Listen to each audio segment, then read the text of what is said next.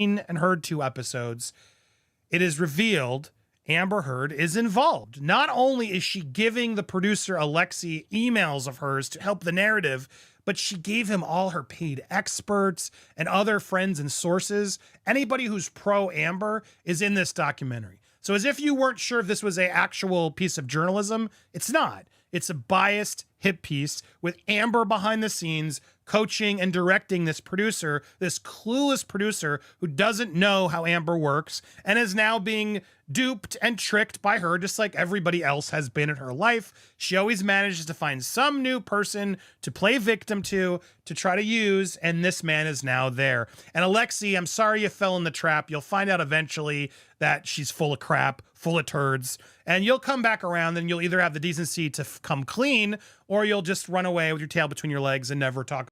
And now this is when things get very interesting. Now, Amber emails Alexei herself, showing that Warner Brothers told her not to tweet about, I guess this is Aquaman 2. Tell me this isn't a hit piece. I'm also passed an email from Amber herself confirming that Aquaman studio Warner Brothers banned her from posting about the film. Good. They don't want to be involved in the drama. Agreed. It makes sense.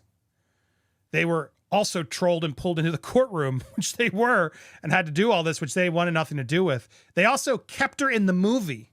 So this idea that she was supposed to be ruined wasn't. If anybody, she should be thanking Warner Brothers for keeping her in that movie. That movie bombed. That movie bombed. It did not do well. Amber didn't help at all. Amber absolutely heard it, and it's not because of her trolling. So here's the final thoughts from Skib, and I got to agree with them. Amber was in touch with them, personally sending them emails. All the experts featured in this podcast are Amber's hired guns. No credibility. That got debunked during the trial. A lame attempt at a hit piece, desperately trying to make fetch happen. The tool used, Botometer, for gauging bots or unorganic accounts is unreliable with a high margin of error. Furthermore, the assumption of jury being dumb suspects to bots or campaign is weird. This is sad to see. Journalism has steeped this low. They have nothing but UK trial and the decision of one judge versus a whole jury. This is a nothing burger, a lazy attempt to revise history. I agree. And thank you again, Sakib, for this nice thread to help us get a quick summary. You can go give him a follow over there as well.